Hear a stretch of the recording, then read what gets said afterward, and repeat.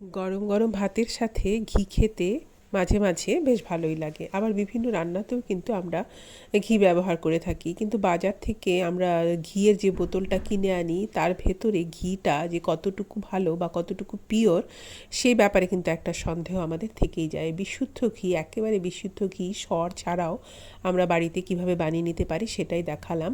Salted হোক বা unsalted butter হোক, কিনে এনে এইভাবে জাল করে ছেঁকে নিলেই কিন্তু বিশুদ্ধ ঘি তৈরি হয়ে যায়।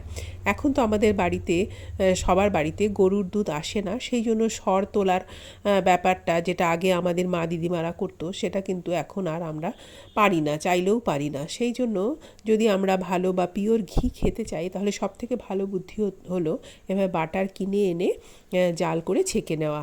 একেবারে বিশুদ্ধ ঘি বাড়িতেই তৈরি হয়ে যাবে। গরম গরম ভাতের সাথে, বিভিন্ন ভাজার সাথে এই ঘি খেতে আমরা সবাই পছন্দ করি।